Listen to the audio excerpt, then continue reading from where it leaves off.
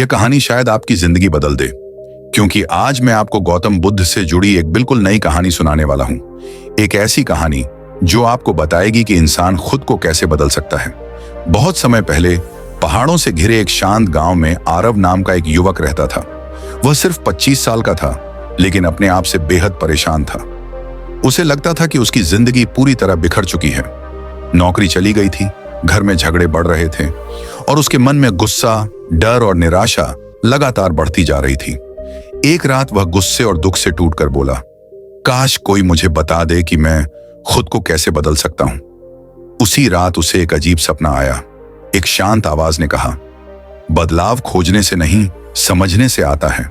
बुद्ध की ओर चलो। आरव ने इसे संकेत माना और अगले ही दिन यात्रा शुरू कर दी। कई दिनों की थकाने वाली यात्रा के बाद वह बोधगया के पास बुद्ध के आश्रम पहुंचा। वहां पहुंचते ही वह टूटकर बुद्ध के सामने गिर पड़ा और रोते हुए बोला, भगवान, मैं बदलना चाहता हूं, लेकिन समझ नहीं आता कि कैसे। मेरे अंदर इतना गुस्सा, दुख और डर क्यों है? बुद्ध ने शांत मुस्कान के साथ कहा, बदलाव बाहर की दुनिया में नहीं, भीतर की दुनिया को देखने से होता है। आओ आरव, मैं तुम्हें 3 कहानियां सुनाऊं और हर कहानी तुम्हें खुद को बदलने का एक तरीका सिखाएगी। पहली कहानी थी विचारों के तूफान की। बुद्ध बोले, एक बार एक युवा साधु ध्यान करता था, लेकिन जैसे ही आंख बंद करता, उसके मन में बुरे विचार, डर और परेशानियां उठती। वह बोला, मेरे विचार मुझे क्यों सताते हैं? बुद्ध उसे समुद्र किनारे ले गए और कहा कि नाव पर बैठकर शांत रहो। जैसे ही साधु बैठा, लहरें उठीं और वह डर गया। बुद्ध बोले, लहरें समुद्र की प्रकृति हैं और विचार मन की। बदलाव तब होगा जब तुम विचारों से लड़ना छोड़ दोगे, उन्हें आने दोगे, जाने दोगे, लेकिन पकड़ोगे नहीं। आरव ने महसूस किया कि वह अपने विचारों से हमेशा लड़ता रहा है। बुद्ध बोले, मन को बदलना हो तो पहले उसे स्वीकारना सीखो। दूसरी कहानी थी गुस्से की आग की। बुद्ध ने कहा, एक गांव में वीर और सेन नाम के 2 लोग रहते थे। वीर हमेशा गुस्से में रहता था।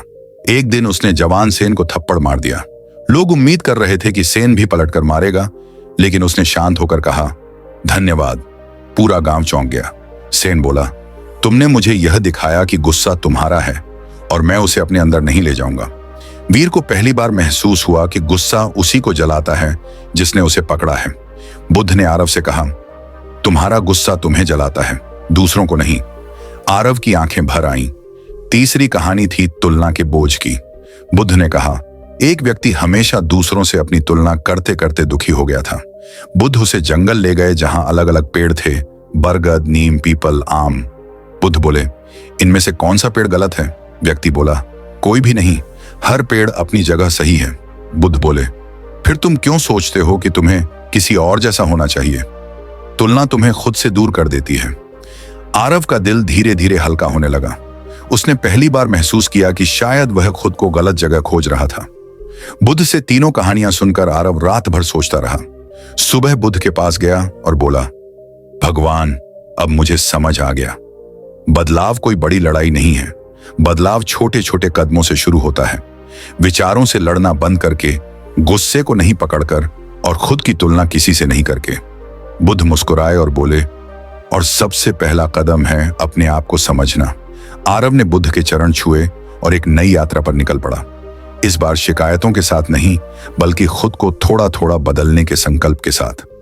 दोस्त, याद रखना, विचारों से लड़ो मत, उन्हें गुजरने दो। गुस्से को पकड़कर मत रखो, वह सिर्फ तुम्हें जलाता है। और अपनी तुलना किसी से मत करो। तुम जैसे हो वैसे ही अद्वितीय हो।